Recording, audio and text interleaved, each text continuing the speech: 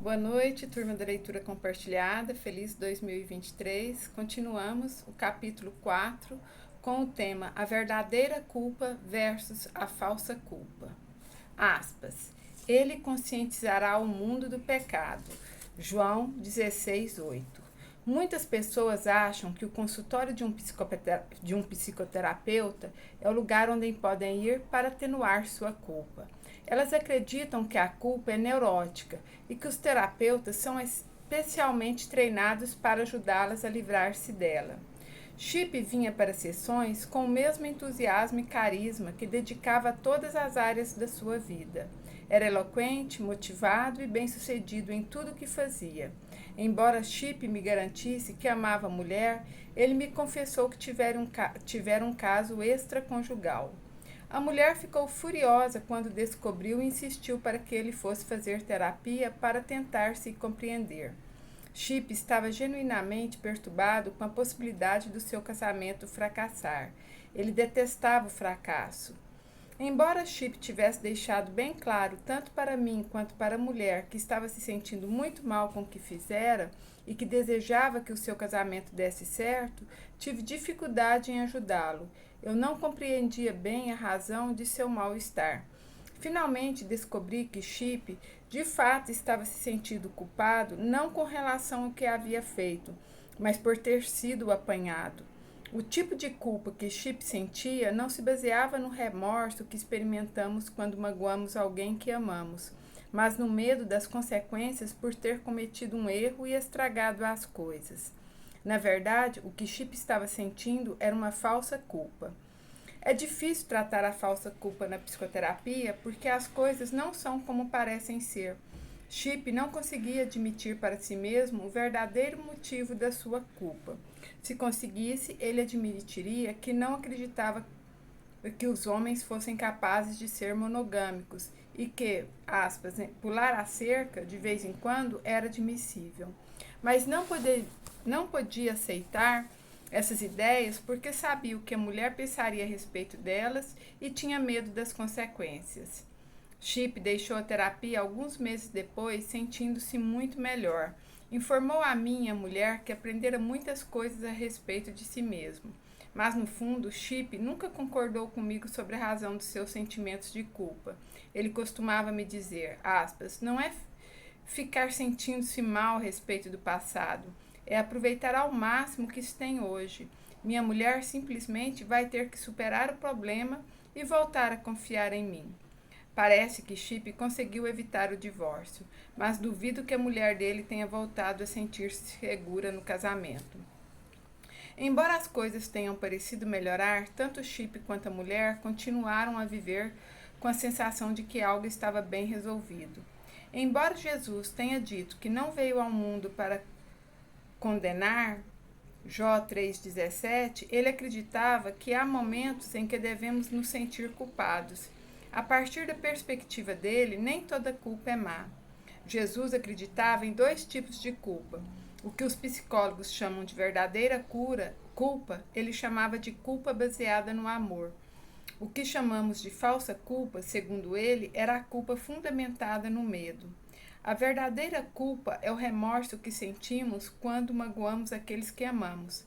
Ela nos faz ter vontade de corrigir as coisas no nosso relacionamento com os outros. A falsa culpa é o medo da punição que está mais ligado à necessidade de nos protegermos depois que fazermos algo errado. A falsa culpa raramente beneficia o nosso relacionamento com os outros. Na verdade, ela em geral nos prejudica e nos torna pessoas de convivência mais difícil. Sentimos a verdadeira culpa quando nossos relacionamentos são importantes para nós e nos sentimos motivados a curar as feridas provocadas por nosso comportamento. É esse o tipo de culpa que Jesus queria que sentíssemos. Princípio espiritual: a culpa motivada pelo amor cura a mágoa. A culpa baseada no medo só faz escondê-la. Pense nisso. Tema: se as pessoas fossem perfeitas, por acaso alguém pecaria? Se as pessoas fossem perfeitas, por acaso alguém pecaria? Aspas, sede perfeitos, Portanto, como o Pai Celeste é perfeito. Mateus 5,48.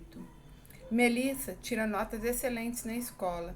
Seus professores a adoram e ela é super organizada. Todo mundo tem a impressão de que Melissa é a criança perfeita.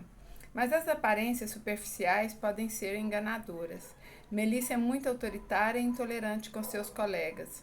As outras crianças a chamam de mandona. Na verdade, Melissa prefere a companhia dos adultos. Ela é sempre elogiada por causa da sua inteligência e equilíbrio. O que a maioria das pessoas não percebe é que o fato de Melissa parecer precoce para a sua idade é, na verdade, uma necessidade de exercer o controle e ser aceita, o que encobre problemas mais profundos. Melissa não é a criança perfeita porque gosta de ser assim.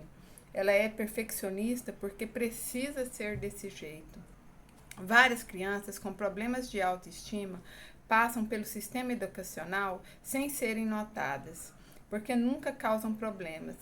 As crianças barulhentas e indisciplinadas é que são identificadas como problemáticas, ao passo que as excessivamente perfeccionistas sentem-se em silêncio nas carteiras e passam despercebidas. No entanto, a inflexibilidade, por ser indício de baixa autoestima, tanto quanto o comportamento rebelde que visa chamar a atenção. No entanto, a inflexibilidade pode ser indício de baixa autoestima, tanto quanto o comportamento rebelde, que visa chamar a atenção. O perfeccionismo é apenas uma maneira socialmente mais aceitável de lidar com a baixa valorização. Parecer perfeito nunca foi sinal de saúde mental, bem ao contrário. Ter a coragem de ser imperfeito indica muito mais uma autoestima saudável do que fingir ser impecável. As crianças como Melissa às vezes se esforçam intensamente para serem especiais, porque têm medo de não serem amadas se não fizerem isso. Se as crianças não se sentem amadas pelo que são, elas aceitam a atenção que recebem pelo que se esforçam para fazer. A questão não é saber se o comportamento delas é ou não perfeito, e sim a motivação que as leva a ter esse comportamento. Ocasionalmente, deparo com versículos na Bíblia que me deixam perturbado. Um deles é este, aspas, sede perfeitos, portanto, como o Pai Celeste é perfeito. Esta frase dá a impressão de que Jesus estava estabelecendo para os seus seguidores um padrão ridicularmente alto, que se não fosse alcançado, poderia fazer com que eles se sentissem maus e inadequados.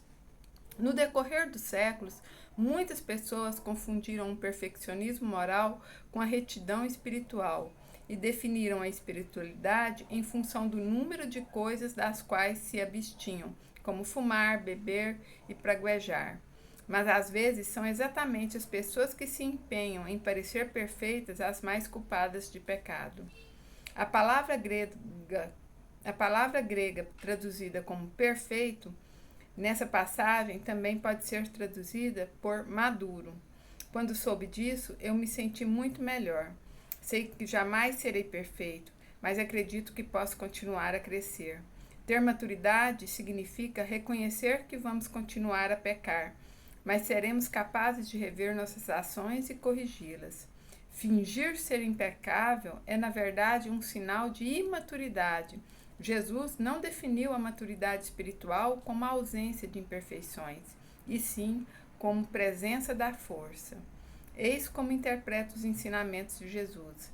Não nos sentimos mais amados porque somos perfeitos. Desejamos ficar mais maduros porque nos sentimos amados. Princípio espiritual, o perfeccionismo é uma máscara e não uma meta. Olhe para suas crianças. Boa noite, gratidão.